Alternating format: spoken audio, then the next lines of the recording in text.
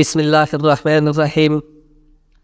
قاضی ایاز بن معاویہ رحمۃ اللہ علیہ کی ذہانت، فطانت اور زود فہمی اسی طرح ضرب المثل تھی جس طرح حاتم طائی کی سخاوت، احنف بن قیس کی بردباری اور عمر بن معدی کی شجاعت ضرب المثل تھے۔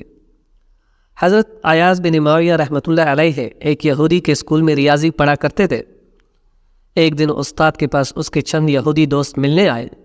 وہ دین اسلام کے متعلق باتیں کرنے لگے اور یہ پاس کڑے خاموشی سے سنتے رہے۔ ان کا خیال تھا یہ بچہ ہے، اسے کچھ پتہ نہیں۔ استاد نے اپنے ساتھیوں سے کہا، مسلمان بھی کیا عجیب ہے، کہتے ہیں جنت میں جی بھر کر کھائیں گے لیکن بول و براز نہیں آئے گا، بھلا یہ بھی ہو سکتا ہے؟ احمق کہی کہ ایاز بن معاویہ رحمۃ اللہ علیہ نے کہا، کیا مجھے بھی بات کرنے کی اجازت ہے؟ استاد نے کہا، ہاں کیوں نہیں، کہو کیا کہنا چاہتے ہو؟ انہوں نے پوچھا، کیا اس دنیا میں جو کچھ کھایا جاتا ہے وہ تمام کا تمام بول و براز کے ذریعے بدن سے نکل جاتا ہے؟ استاد نے کہا، نہیں۔ ایاز رحمۃ اللہ علیہ نے پوچھا، جو کھانا بدن سے نہیں نکلتا وہ کہاں جاتا ہے؟ استاد نے کہا، وہ ہضم ہو کر جزو بدن بچ جاتا ہے۔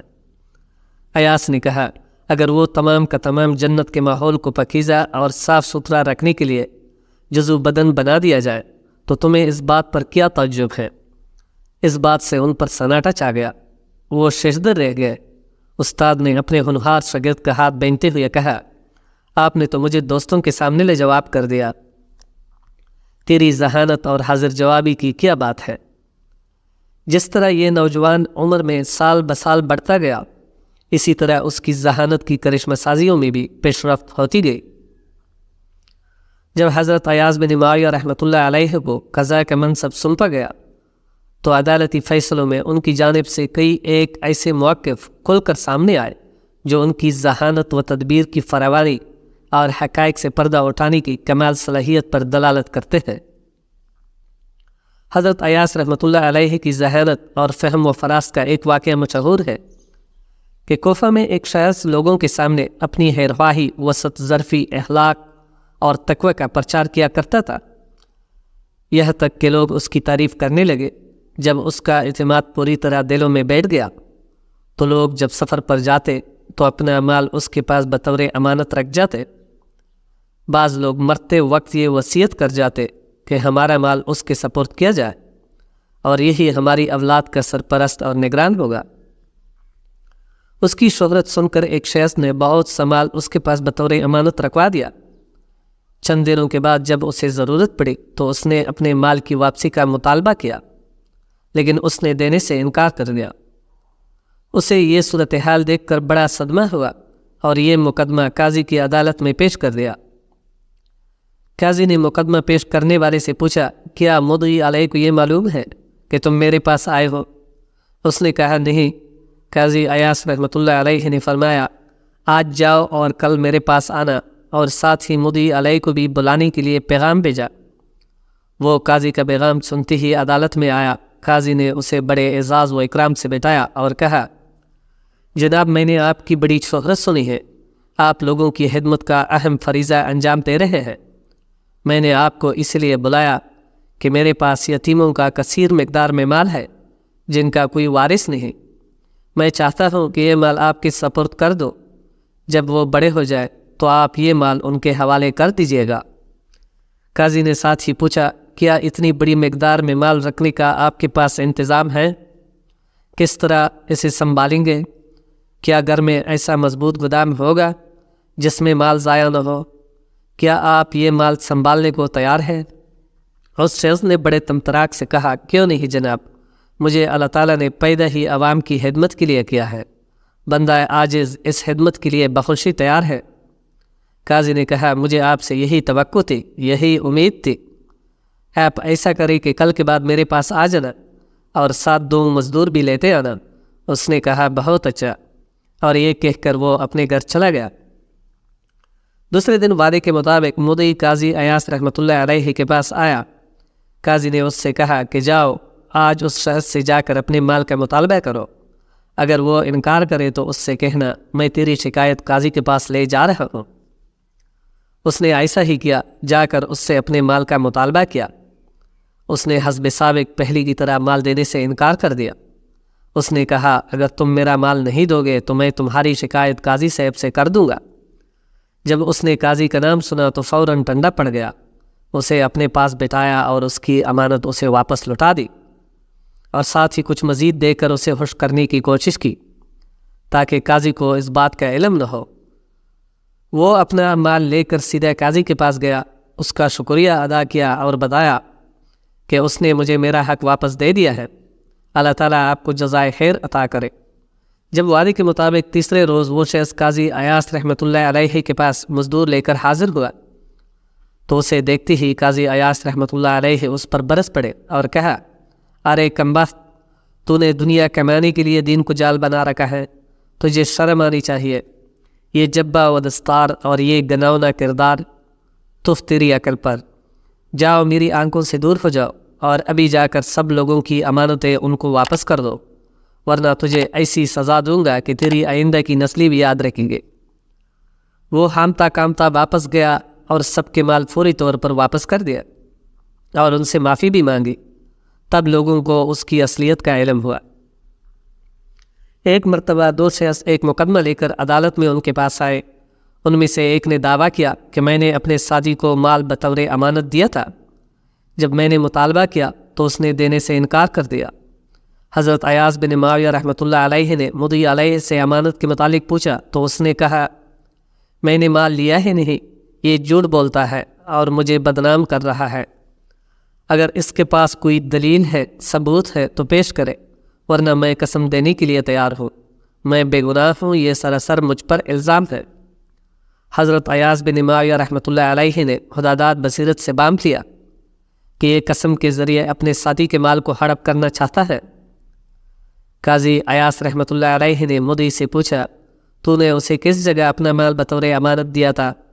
اس نے کہا، یہاں سے کچھ فاصلے پر ایک بڑا درخت ہے، ہم نے اس کے سائے میں بیٹھ کر پہلے کھانا کھایا اور پھر میں نے اپنا مال اس کے سپرد کیا۔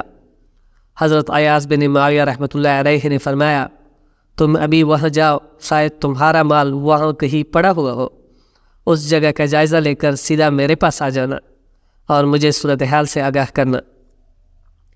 یہ حکم پا کر وہ شخص اسی جگہ کی طرف روانہ ہو گیا۔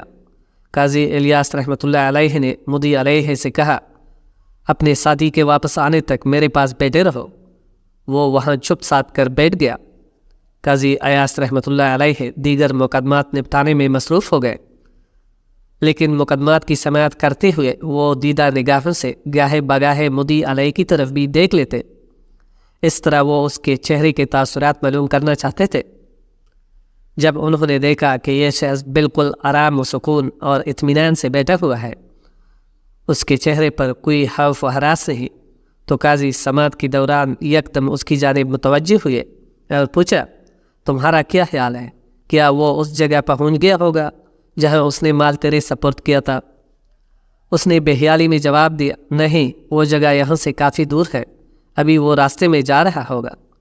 قاضی ایاس بن معاویہ رحمۃ اللہ علیہ نے غضبناک ہو کر کہا، ارے کمبخت، تو مال لینے کا انکار کرتا ہے اور اس جگہ کا اعتراف کرتا ہے جہاں تو نے مال لیا تھا۔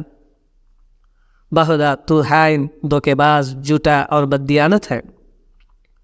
وہ اچانک یہ دیکھ کر حوص سے کانپنے لگا اور اس نے اپنے جرم کا اعتراف کر لیا اور امانت واپس کر دی۔ اسی طرح ایک اور واقعہ بیان کیا جاتا ہے کہ دو شخص دو رومالوں کا مقدمہ لے کر عدالت میں پیش ہوئے۔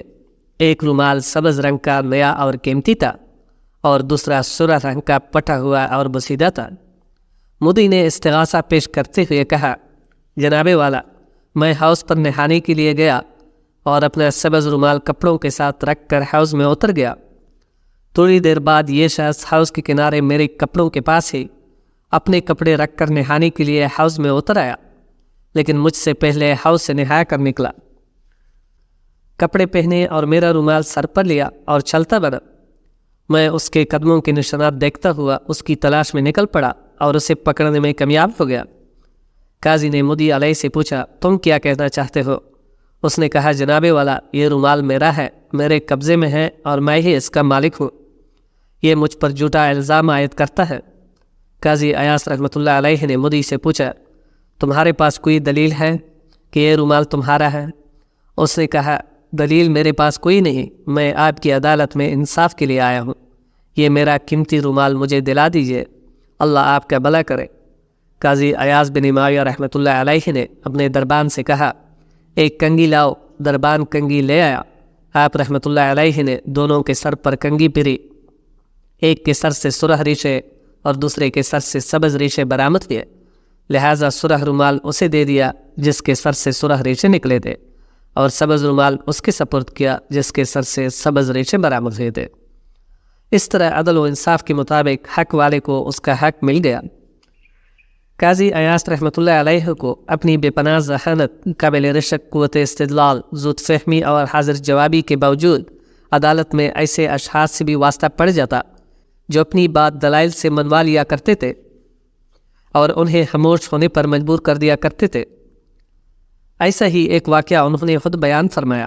کہتے ہیں ایک شخص کے علاوہ آج تک کوئی بھی گفتگو میں مجھ پر غالب نہ آ سکا۔ وہ اس طرح ہوا کہ میں بصری کی عدالت میں مقدمات نپٹانے کے لیے بیٹھا ہوا تھا کہ ایک شخص میرے پاس آیا اور اس نے بڑے تمطراق سے کہا میں یہ گواہی دیتا ہوں کہ فلاں با فلاں شخص کا ہے۔ اس نے یہ بات بڑے ہی روب و دبدبے سے کہی۔ میں نے اس کی گواہی کا امتحان لینے کے انداز میں پوچھا جس باغ کے متعلق گواہی دے رہے ہو اس میں کتنے درخت ہیں؟ اس نے سر جھکایا، پھر سر اٹھا کر بولا جناب والا گستاخی معاف، آپ کتنے عرصے سے اس کمرہ عدالت میں فیصلے سنانے کا فریضہ انجام دے رہے ہیں؟